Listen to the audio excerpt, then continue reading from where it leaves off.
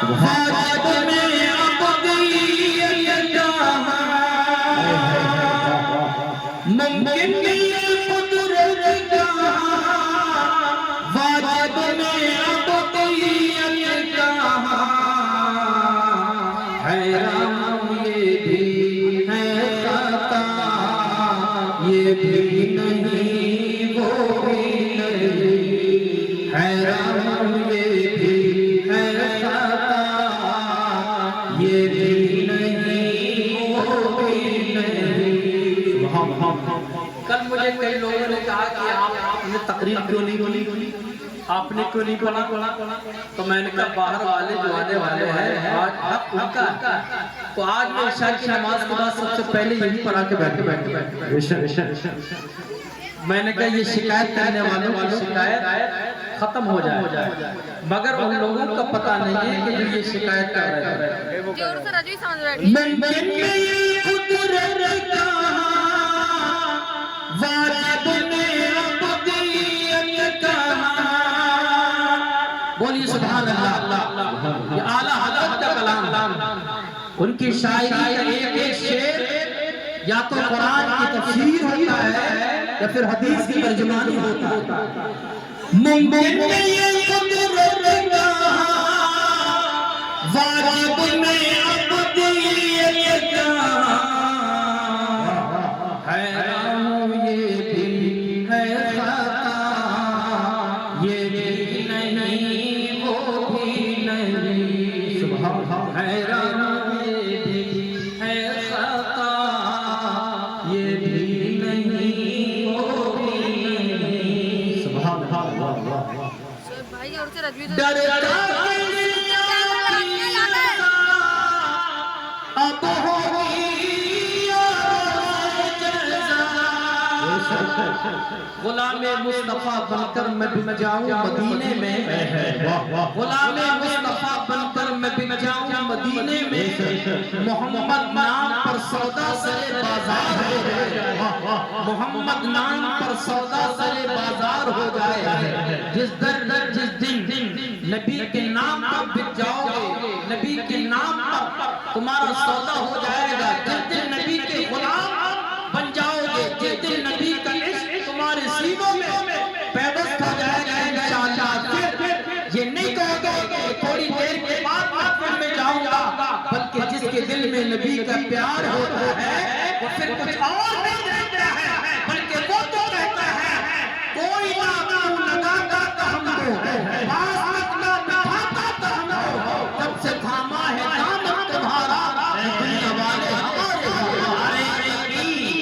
نعرے رسالت نعرے غوث مسلک اعلیٰ حضرت فیضان اعلیٰ حضرت وسطی دریا فیضان دنیا حضور قرص دنیا حضور سرزمین محفل بر شریف الحاج مبتدی صاحب قبلہ نعرے حیدری کوئی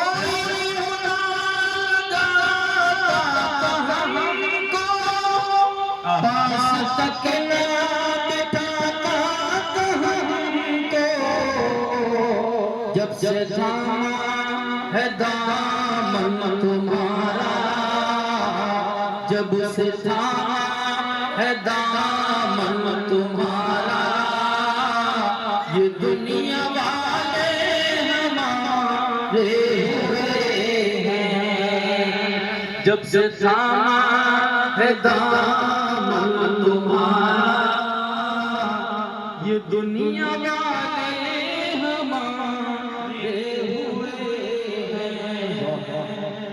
اعلیٰ حضرت کہتے ہیں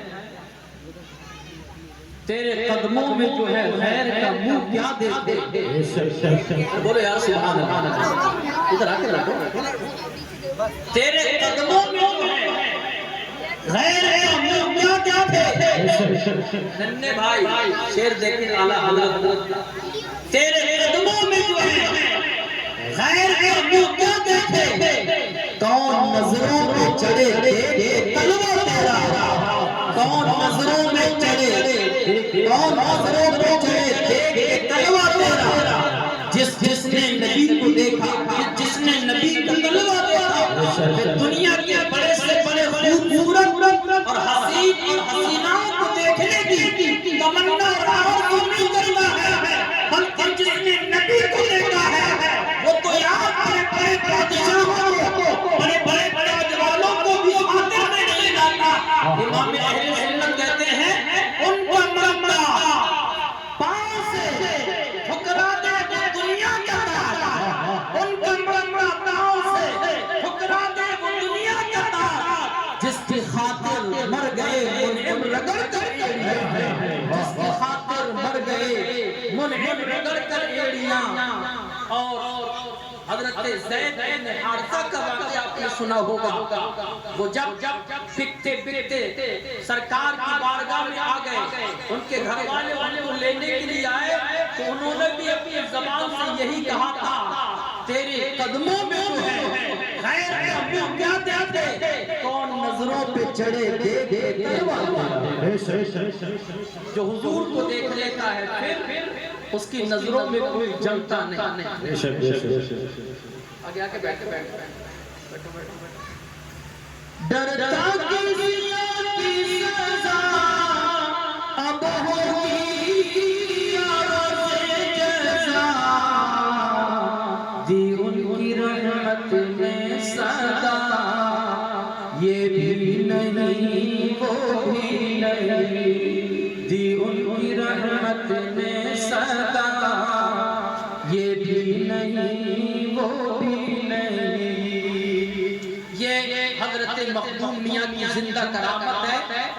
حضرت مولانا روم فرماتے ہیں کہ کہیں سے اڑ کے کہیں چلا جانا یہ کرامت نہیں ہے۔ تھوڑی دیر کے لیے توجہ رکھے گا، ادھر توجہ، ادھر سب لوگ ادھر دیکھیں میری طرف، جو پیچھے بیٹھے ہیں وہ آگے آگے آگے آگے آگے۔ ایک بات آپ سنیں، کرامت یہ نہیں کہ انسان ایک جگہ سے دوسری جگہ اڑ کے چلا جائے، اس لیے کہ اڑنا یہ کوئی کرامت کا معیار نہیں ہے۔ ہوا بھی جو ہے یہاں سے پورب سے چلتی ہے تو پچھم کی طرف جاتی ہے، بلکہ کرامت وہ ہے صحیح معنی میں کہ انسان اگر چھوٹا ہو تو کوئی ولی اس کو بڑا بنا دے، اگر کوئی ادنا ہو تو اعلیٰ بن جائے، اگر کوئی نالائق ہو تو لائق بن جائے۔ حضرت مخدوم میاں کی زندہ کرامت یہ ہے کہ وہ آئے تھے اتنے نالائق ہو تو انہوں نے لائق بنا دیا ہے، کتنے بگڑے ہوئے تو انہوں نے راہ راست کھڑا کر دیا ہے۔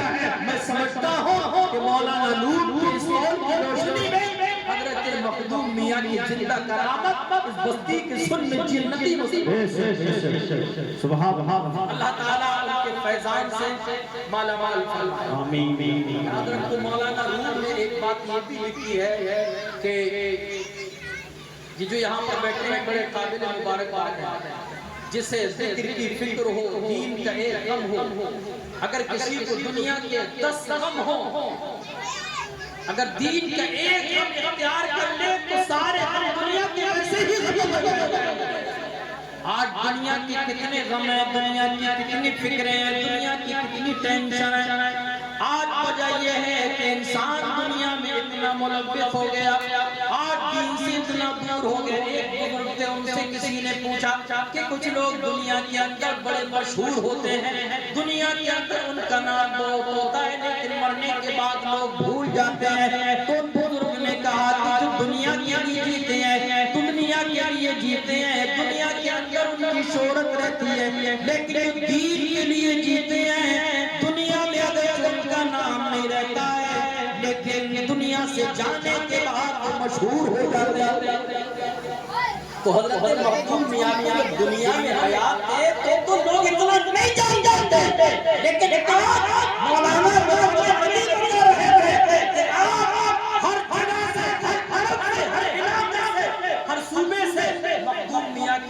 شرکت کرنے کے لیے دیوانے چلتے چلے آ رہے ہیں۔ دنیا میں بھی کوئی نہیں جانتا تھا، ارے دنیا کے لیے جو جیتے ہیں وہ دنیا دار کہلاتے ہیں، جو دنیا دار کہلاتے ہیں ان کی شہرت دنیا تک محدود رہتی ہے، لیکن جو دین کے لیے جیتے ہیں وہ دنیا تک نہیں بلکہ قیامت تک جیتے رہتے ہیں۔